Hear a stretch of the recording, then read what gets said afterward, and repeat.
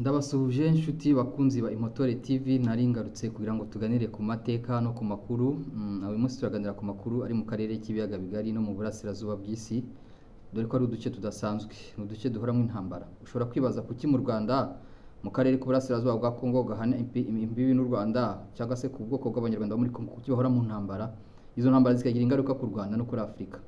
Kuki mu karere k'ibiyaga bigari mu burasirazuba bwo hagati nako kuki hahoramo intambara, kuki Israel ihora ihigwa, kuki abisirayeli bicwa, kuki muri Israel habaye jenoside mu Rwanda hakaba jenoside, kuki abisirayeli bangwa bakaba bari bicwa, kuki abanyarwanda bangwa ngo bakaba bari kwicwa. Abantu bari kwicwa nuko bitwa abakongomani ariko n'abanyarwanda kuko bavuga ikinyarwanda kandi barazira u Rwanda, barazira ko bafite inkomoko mu Rwanda.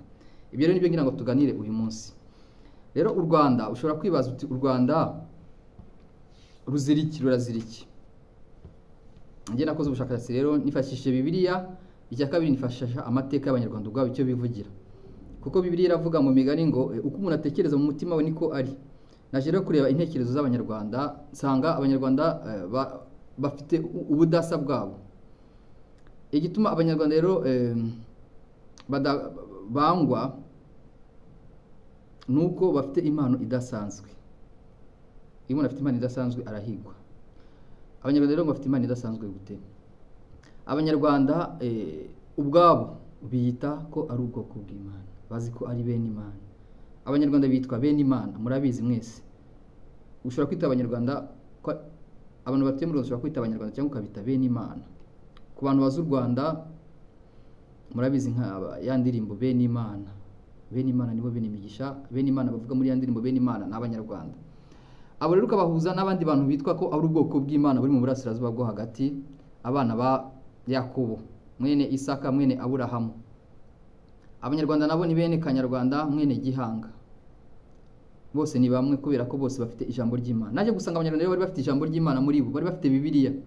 Abanyarwanda nibo bantu bari bafite Bibiliya muri bo. Bo ni bari bafite Bibiliya yanditse mu bitabo, bari bafite Bibiliya mu mitima yabo, kuko ibintu byose bakoraga mu migenzo yabo no mu mihango yabo, abanyarwanda bari bafite Bibiliya. Urugero nko kwita izina mu muco nyarwanda, ubundi umwana yitwa izina ku munsi wa 8. Barabara umunsi wa mbere, wa kabiri, avutse wa gatatu, umunsi wa 8 bakamwita izina. Ibyo bintu urabisanga muri Bibiliya muri Luka igice cya 2:21 ngo iminsi 8 ishize igihe cy'imango yo gukiba umwana kigeze bamwita Yezu. Kwita bamwita Yezu, bamwise izina rye ku munsi wa 8 byari biri mu muco w'Abisirayeli w'Abayahudi. N'abanyarwanda urumva ko bari bazi Bibiliya. Akururwa n'urugero rumwe gusamba hayi n'ibintu byinshi cyane mu muco w'abanyarwanda, mu migenzereze yabo bari bafite Bibiliya. Icyo ngiye gituma batandukana n'amahanga kuko bari bafite ijambo ry'ubwenge. Ukurikije uko ibintu byose byari biteguye mu Rwanda, byari biteguye nk'uko Bibiliya ibivuga. Bari bafite Bibiliya muri bo. Icya kabiri gituma abanyarwanda baba ubwoko budasanzwe nuko ari bene Imana, bitiriwe izina ry'Imana. Ubwo barivugira ngo Imana yirirwa handi igataha he i Rwanda. Abanyarwanda bari bazi ko u Rwanda ari rwo rugo rw'Imana. Niyo Imana ituye, nabayo. Barayiziraga bakizera Imana imwe. Ndetse ibyo byatangaje abazungu bageze mu Rwanda, baravuze ngo aba bantu ko arabirabura ariko tukaba dutumwe no kuba bazi Imana imwe rukumbi, Imana rurema. Abana bitwaga Habimana, Bigirimana, Bigirimana twese tuzi umukono wakurambere w'abakono habagamo Bigirimana byasagashya. Bari bazi Imana kuva kera abanyarwanda, si Imana bazaniwe n'abazungu. Mu gihe abazungu bo bari bafite ibigirwamana. Burya ivuga butumwa ritarazanwa na Paulo n'abandi n'izindi ntumwa gukomeza, bagiraga ibigirwamana bemeraga ko Imana y'intambara nka Mars, Imana y'intambara, ba Diane niba ari Imana y'uburumbuke cyangwa se Imana y'urugo, bakagira imana z'ubuhinzi, bakagira imana zitandukanye muri domene zitandukanye, bakagira imana nyinshi. Ariko abanyarwanda bari bafite Imana imwe. Ibyo byatangaye rero abazungu basanze ko abanyarwanda bafite imyemerere iri hejuru, kuko ari bene Imana, bari bafite ijambo ry'Imana. Icyo ni icya kabiri. Icya gatatu, abanyarwanda bafite impano idasanzwe. Ati gute? Abanyarwanda nibo mfura mu karere k'ibiyaga bigari ndetse bishobora no muri Afurika. Abanyarwanda baremewe kuba urumuri rumurikira amahanga n'ikimana yabaremye. Mu migani y'abanyarwanda bavuga ko sekuruza w'abanyarwanda ariwe bita Gihanga, Abisirayeli bo bamwita Aburahamu, yari afite abana benshi. Buriya Gihanga ni wabyaye akarere k'ibiyaga bigari. Gihanga niwe wabyaye Kanyarwanda ubyara abanyarwanda hano mu Rwanda. yabyaye Kanyarwanda ubyara abanyarwanda amugira imfura. Burya Kanyarwanda niba ari imfura mu karere k'ibiyaga bigari. Avuga ko abavandimwe be bose bazajya bamutura amaturo bakamenya ko ari we mukuru, niwe warazwe ubukuru mu karere k'ibiyaga bigari ni Kanyarwanda. Gihanga rero yabyaye nande wundi, yabyaye n'abarundi bien sûr, abyara n'abashi bakomoka kuri Kanyabungo Ngabo, abyara n'abahunde, abyara n'abashambo bo muri Mpororo no muri Murankore, abyara n'abashubi bo mu Bushubi, abyara abashubi n'abazinza, abyara nabo muri Karagwe, abyara nabo muri Nkore, abyara nabo mu Buyira mu Bandandi, abyara amahanga yose ari mu karere k'ibiyaga bigari. Yose n'abana ba Gihanga. Ariko muri ayo mahanga yose Gihanga yahisemo Kanyarwanda kariwe aba mukuru. Aba muri Karagwe bakomoka kuri Kimenyi n'Abagesera. Igisaka no hakurya ni Kimenyi, bose sekuruza n'umwe. Ubu niwe sekuruza w'akarere k'ibiyaga bigari rero mu karere gahoramo intambara. Ariko u Rwanda akaba ari rwo rushiterwa imijuguju giteka kuko ari rwo rukuru. Muri Israeli nabwo murabizi sekuruza ni Aburahamu, akaba yarabyaye Isaka, akaba yarabyaye Yakobo ariwe Isirayeli. Akaba wabaye imfura. Ati Aburahamu amaze kubyara Isaka, amaze kubyara Aburahamu amaze kubyara Isaka yamuhaye impano, amuraga n'ibyo byose. Ariko abandi bana be bose abaha impano. Ba Israeli ba Ismaeli abarabu abagenera impano, abana ba Ketura abagenera impano, ariko imfura ye iba Aburahamu.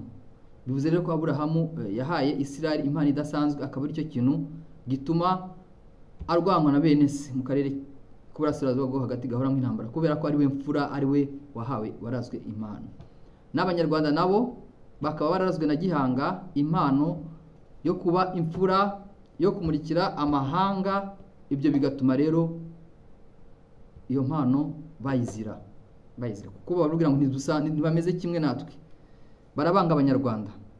Banyarwanda bote baende kwabo hatubataki mukongo yetu. Iyo ndirimbo barayiririmba muri Kongo, barayiririmba kuva kera, kuva muri 1963 ngo intambara mbere bise Kanyarwanda yabayeho kuzira umunyarwanda, kwica umunyarwanda.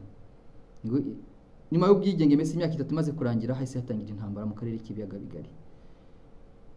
Mu karere k'uburasirazuba bwo hagati igihugu cyahise kimaze kubona ubwigenge, ako kanya hahise haba intambara muri 48, muri za 50, intambara y'imisi 6 ya 67. Abavandimwe ba Israeli bayanga, bakayanga kubera iki? Kuko ariyo mfura, n'urumuri rumurikira amahanga. Wenda uyu munsi kwari kubasogongeza gusa, ubutaha nzabaha noneho birambuye, mbe proof, mbahe fact, kuko ngiye ibintu byose mbaha si ibyanjye, ni nagiye usanga byanditse biri mu ntekerezo zitandukanye. Ko Abanyarwanda bo bafite inganji karinga, bakagira n'indi bitabo bibavuga ku mateka yabo. Abisirayeli bo amateka yabo menshi yasanga muri Bibiliya. Ibyo bintu bibiri rero tuzabihuza tugaragaze kuki aya mahanga abiri ahura ahigwa. Kuki koko isi yose wa mugani wa Perezida Kagame ijyaho rwose igahagurukira u Rwanda, bakaruhiga, bakarufatira ibihano, bigahoraho. Ni ibintu bihoraho. Nababwiye ko guhera muri 1963 ariko intambara mbere Kanyarwanda yabayeho, bahiga ikitwa umunyarwanda wese icyo gihe muri Kongo, ariko nabo mu Rwanda bari borohewe, murabiza bagiye bahunga. Kuki ubwo budasa, kuki uko guhigwa ni impano idasanzwe. Ibi rero si kugira ngo shimagize u Rwanda, no kugira ngo Abanyarwanda bajye bimenya, bamenye abari bo, bamenye ko hari wahawe byinshi, asabwa byinshi. Barasaba kumenya ko muri bene Imana mwa Abanyarwanda mwe, murasabwa kumenya ko mugira uko mugenda. Imana irashaka ko mugira muyimenya, mukayiyegurira, kuko niyo ibagize.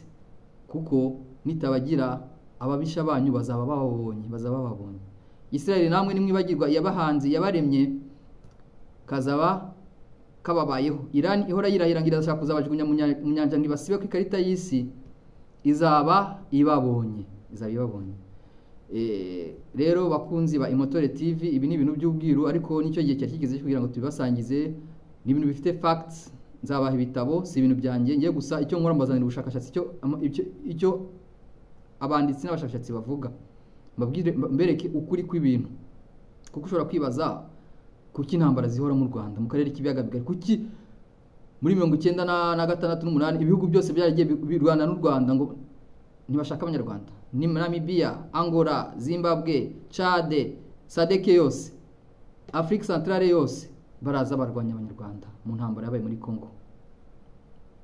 Kuki muri Israel amahanga yigeze guhaguruka yose mu karere k'ibiyaga akarere k'iburasirazuba bwo hagati agatera Israel?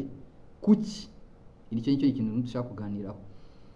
Ndabasabye rero gukurikira ibiganiro bizakurikiraho, nzagenda mbaha noneho n'ibitabo, mbahe fact, mbahe proof ku bantu bashaka kumenya ukuri kw'amateka. Murakoze, mugire umunsi mwiza.